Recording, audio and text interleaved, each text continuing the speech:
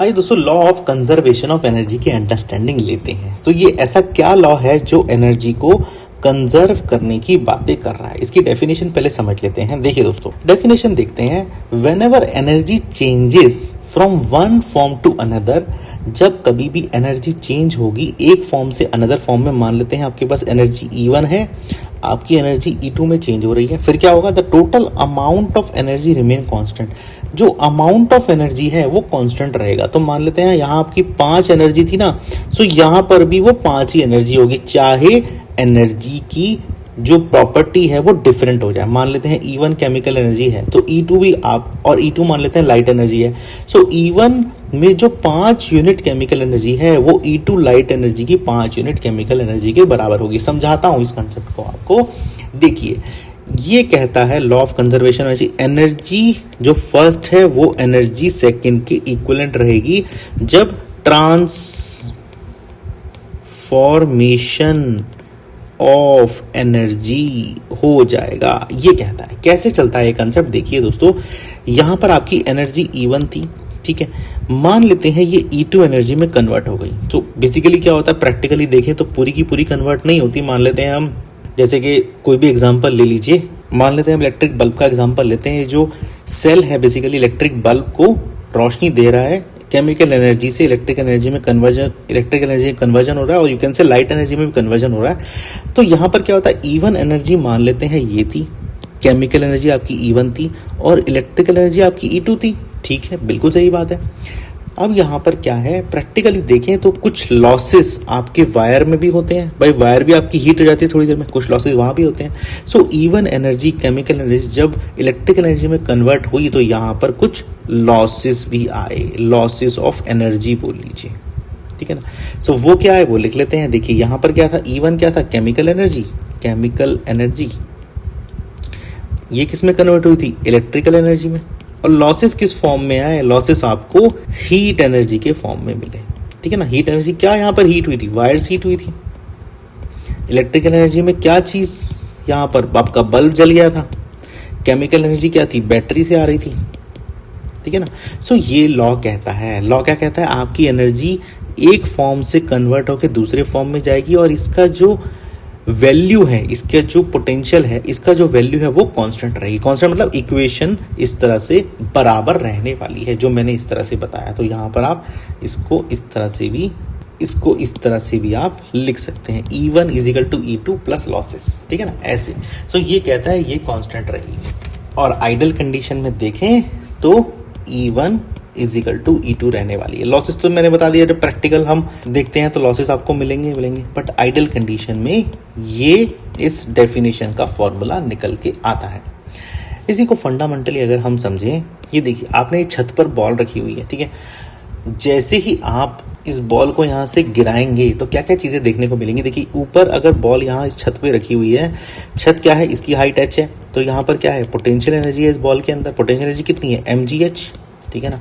अच्छा, यहाँ पर अभी क्या है, यहाँ पर अभी इस टाइम बॉल पर हाइट h पर काइनेटिक एनर्जी क्या है भाई, 0। क्यों, क्योंकि वेलोसिटी 0 है। अच्छा, जब बॉल नीचे आ जाएगी तो क्या होगा, पोटेंशियल एनर्जी इसकी 0 हो जाएगी। क्यों, क्योंकि h 0 हो गया। और काइनेटिक एनर्जी क्या हो जाएगी भाई, इसकी काइनेटिक एनर्जी मैक्सिमम हो जाएगी, क्योंकि वेलोसिटी आप इसकी मैक्सिमम इसको मिलेगी, नीचे आ रही है। सो किस तरह का मोशन आता है, ये यूनिफॉर्म एक्सेलरेशन मोशन। ये यूनिफॉर्म एक्सेलरेशन मोशन का मैंने एग्जांपल दिया। इसको कई जगह पर फ्री फॉल बॉडी भी बोल देते हैं, भाई बॉडी फ्री फॉल मूव कर रही है, फ्री फॉल। अब यहाँ पर देखिए क्या हो रहा है, यहाँ पर अगर आप पोटेंशियल एनर्जी की बात करते हैं, पोटेंशियल एनर्जी सबसे पहले क्या था, मैक्सिमम से मिनिमम पे आ गई, भाई यहाँ से यहाँ आ गई, ठीक है। अच्छा, अब काइनेटिक एनर्जी की बात करते हैं। सो काइनेटिक एनर्जी क्या थी, ऊपर मिनिमम थी, बिल्कुल वेलोसिटी 0 थी, नीचे क्या थी, maximum. So kinetic energy minimum से मैक्सिमम में आ रही है। दूसरे शब्दों में बोलें तो यहाँ पर मैक्सिमम मतलब ये इंक्रीज से डिक्रीज की तरफ आ रही है, और यहाँ पर अगर बोलें तो ये डिक्रीज से इंक्रीज की तरफ आ रही है, ठीक है ना। सो इसी को हम प्रिंसिपल को law of conservation of energy में कैसे लिखेंगे। देखिए दोस्तों, यहाँ पर क्या है, जो चेंज इन पोटेंशियल एनर्जी है वो किसके बराबर है, वो है आपके चेंज इन काइनेटिक एनर्जी के बराबर है। मतलब क्या है इसका? मतलब ये है चेंज इन पोटेंशियल एनर्जी क्या था? पोटेंशियल एनर्जी आपकी decrease in potential energy will give you क्या? Increase in kinetic energy. इसका मतलब डिक्रीज इन हाइट। भाई हाइट आपकी कम हो रही थी, बॉल नीचे आ रही थी, हाइट कम हो रही थी, किसके बराबर होगी? ये होगी आपकी इंक्रीज इन वेलोसिटी भी। सो इस तरह से हम law of conversion of energy के कंसेप्ट को समझ सकते हैं। सो अगर कोई भी ऑब्जेक्ट इस तरीके से काम करता है जहां पर एक एनर्जी दूसरे फॉर्म में तब्दील होती है, तो हम कह सकते हैं यहाँ पर law of conservation of energy लग रहा है। ठीक है, अच्छा अब आप कहेंगे सर आपने तो यहाँ पर मुझे लॉसेस के बारे में बताया था। बिल्कुल, अब लॉस देखिए, यहाँ पर भी लॉस होगा। प्रैक्टिकल एग्जांपल अगर हम प्रैक्टिकल लाइफ से देखें तो यहाँ पर क्या हो रहा है? भाई ये ग्राउंड पर गिर रही है बॉल, ठीक है, जब ग्राउंड पर गिर रही है ये बॉल, तो यहाँ पर क्या होगा? यहाँ पर आप देखें, सो ये जब बॉल गिरेगी तो यहाँ पर कुछ साउंड होगा, ठक करके आवाज आएगी, ढक करके बॉल गिर रही है साहब, ठीक है। सो ये साउंड क्या है? एक तरह का साउंड एनर्जी है, ठीक है। अच्छा, फिर आप देखेंगे तो बॉल का जो नीचे का हिस्सा है थोड़ा सा गर्म हो जाएगा। भाई ऊपर से बॉल गिरी है, थोड़ा सा गर्म हो जाएगा तो हीट आ जाएगी बॉडी में, मतलब बॉल में हीट आ जाएगी, तो क्या एक तरह की हीट एनर्जी भी आ गई, ठीक है ना। सो ये दो एनर्जी भी यहाँ पर देखिए आपको दिख रही है। यही तो है लॉसेस, यही है लॉसेस। तो law of conservation of energy को अगर मैं आइडल कंडीशन में लिखूं तो potential energy is equal to kinetic energy हो जाएगी। अगर मैं आइडियल कंडीशंस में लिखूं, ठीक है ना, जो हम मैथमेटिकल फॉर्मूला से बना रहे थे। बट अगर मैं इसी को प्रैक्टिकल कंडीशन में लिखूं जहां पर मैंने साउंड और हीट की बात करी थी, तो पोटेंशियल एनर्जी कन्वर्ट होगी काइनेटिक एनर्जी में, कोई दो राय नहीं है। प्लस यहां पर आपको sound energy plus heat energy आपको मिलेगी। और ये क्या है? ये दोनों साहब ये लॉसेस होते हैं, सो इस तरह से हम पोटेंशियल एनर्जी को काइनेटिक एनर्जी में कन्वर्ट करके बता सकते हैं कि जी लॉसेस भी आप, तो यहाँ पर आपको साउंड प्लस हीट से लॉसेस भी मिले। तो इस तरह से देखिए ये क्या है? ये एक प्रैक्टिकल कंडीशन है, ठीक है ना। आइडियल कंडीशन देख ली, ये एक प्रैक्टिकल कंडीशन। भाई प्रैक्टिकल लाइफ में ऐसे ही होता है, ठीक है ना। बट हाँ, मैथमेटिकल कंडीशन और आइडियल कंडीशन ऊपर वाली है जो हमने लॉ से पढ़ा था। बट हाँ, मेन चीज मोटे तौर पे यही है कि पोटेंशियल एनर्जी काइनेटिक एनर्जी में कन्वर्ट हो रही है। इस तरह से हम इस एग्जाम्पल को देख सकते हैं। एक और एग्जाम्पल लेते हैं, पेंडुलम का एक एग्जाम्पल ले लेते हैं। पेंडुलम के एग्जाम्पल में क्या होता है? देखिए ये जो बॉडी है ना, ये जो पेंडुलम का जो बेसिकली बॉल होती है, ये ऐसे टू एंड फ्रो मोशन में घूमती रहती, कभी ऐसे कभी ऐसे कभी ऐसे कभी इस तरह से।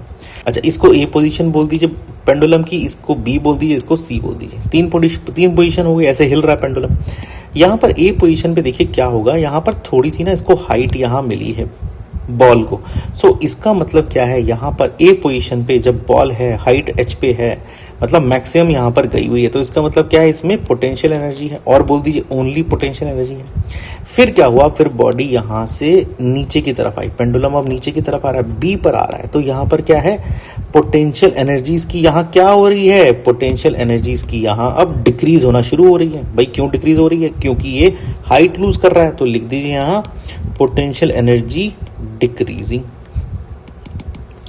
पोटेंशियल एनर्जी क्या हो रही है? डिक्रीज हो रही है।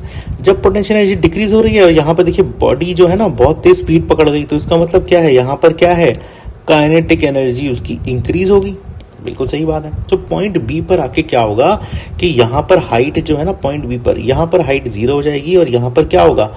यहाँ इसकी काइनेटिक एनर्जी ही रहेगी, ओनली काइनेटिक एनर्जी इसके पास रहेगी, ठीक है, सही बात है। फिर क्या होगा? फिर बॉडी आगे मूव करेगी, इधर से बी से बॉडी मूव होकर यहाँ सी पर जाएगी, इस तरह से जाएगी। इसका मतलब क्या है? यहाँ पर पोटेंशियल एनर्जी क्या होगी? इसकी इंक्रीज होगी। भाई क्यों इंक्रीज हो रही है? क्योंकि इसको हाइट गेन हो रही है यहाँ से। भाई बी पोजीशन पे थी, इंक्रीज हो रही है, और यहाँ से बी पोजीशन पे थी, बी से सी तक उसको क्या हुआ? हाइट गेन हुई, पोटेंशियल एनर्जी इंक्रीज हो गई। और यहाँ पर देखें आपकी काइनेटिक एनर्जी क्या हुआ? डिक्रीज हो गई। क्यों? क्योंकि हाइट एच उसको मिल रही है, यहाँ वेलोसिटी उसकी डिक्रीज हो रही है, और सी पे आके क्या होगा? वेलोसिटी 0 हो जाएगी। जैसे कि यहाँ पर ए पर वेलोसिटी 0 थी, सी पर क्या होगा? फिर से वही बात हो गई, ओनली पोटेंशियल एनर्जी उसके पास रहेगी, ठीक है ना। सो इस तरह से हम इस मोशन को देख सकते हैं। सो बेसिकली क्या है, अगर आप देखेंगे, सो अब हम कुछ इसको इस तरह से बना लेते हैं। देखिए क्या हो रहा है यहाँ पे। सबसे पहला पॉइंट क्या था? ए था। ए में क्या है? सिर्फ पोटेंशियल एनर्जी है, ओनली पोटेंशियल एनर्जी। फिर बॉडी मूव कर रही है, उसके पास पाथ क्या है, ए प्लस बी, ये पाथ है उसके पास। यहां पर क्या है, यहां पर पोटेंशियल एनर्जी है प्लस उसके ए प्लस बी पोजीशन पे क्या होगा, पोटेंशियल एनर्जी होगी, काइनेटिक एनर्जी होगी, दोनों एनर्जी हो रही है। यहाँ पोटेंशियल एनर्जी जैसे मैंने बोला था डिक्रीज हो रही होगी और काइनेटिक एनर्जी यहाँ इंक्रीज हो रही होगी, ठीक है ना। अच्छा फिर तीसरे स्टेप में आ जाइए, तीसरा स्टेप, अच्छा फिर पोजीशन बी पे आएगा, ए से ए प्लस बी से बी पे आएगा। बी पे आके क्या होगा, उसकी पोटेंशियल एनर्जी ना बिल्कुल जीरो हो जाएगी, क्योंकि हाइट क्या है, हाइट जीरो हो गई। यहां पर फिर क्या रहने वाली है, ओनली काइनेटिक एनर्जी ही रहने वाली है, क्योंकि वेलोसिटी क्या है यहाँ मैक्सिमम होगी बी पॉइंट पे, ठीक है साहब, बी पॉइंट समझ आ गया। फिर बी से सी पर आ जाइए, बी से सी पर क्या होगा, दोनों एनर्जी रहने वाली है, पोटेंशियल एनर्जी भी रहेगी प्लस काइनेटिक एनर्जी, प्लस आपकी काइनेटिक एनर्जी भी रहने वाली है। पोटेंशियल एनर्जी क्या होगा, यहाँ पर धीरे धीरे इंक्रीज कर रही होगी, ठीक है ना, ये इंक्रीज, ये अब इंक्रीज वाले टेंडेंसी में आ गई। और काइनेटिक एनर्जी क्या होगा, डिक्रीज कर रही होगी, भाई वेलोसिटी कम हो रही है, और पोटेंशियल एनर्जी इंक्रीज क्यों कर रही है, क्योंकि हाइट इंक्रीज कर रही है। काइनेटिक एनर्जी डिक्रीज क्यों कर रही है, क्योंकि वेलोसिटी डिक्रीज कर रही है, ठीक है साहब, बी से सी भी समझ आ गया। फिर हम सी में आ जाते हैं। सी में क्या होगा, सी में उसके पास ओनली पोटेंशियल एनर्जी ही रहने वाली है। क्यों, क्योंकि यहाँ पर हाइट एच है, जैसे ए पोजीशन पर हाइट एच थी, यहाँ पर भी हाइट एच है, और यहाँ पर काइनेटिक एनर्जी क्या होगा, जीरो हो जाएगी। यहाँ पर भी काइनेटिक एनर्जी जीरो थी साहब ए पोजीशन पर, है ना। सो इस तरह से हम इसकी अंडरस्टैंड लेते हैं। सिंपल सी बात है, हमें स्टेप बाय स्टेप चलना है। 1 2 3 4 और 5, 5 स्टेप हमारे होंगे।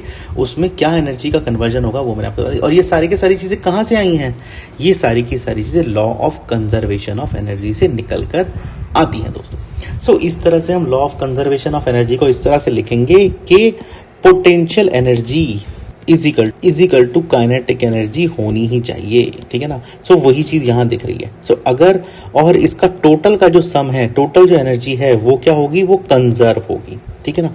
मतलब कि जहां पोटेंशियल एनर्जी हाई होगी वहां काइनेटिक एनर्जी लूज होगी, जहां काइनेटिक एनर्जी हाई होगी बी पॉइंट पे वहां पोटेंशियल एनर्जी लूज होगी। सो इस तरह से हम इस कंसेप्ट को, इंक्रीज डिक्रीज के कंसेप्ट को समझ सकते हैं। पेंडुलम का भी काफी अच्छा एग्जांपल हमें मिल जाता है। सो ये हो गया आपका law of conservation of energy. आइए दोस्तों आगे चलते हैं और सीखते हैं।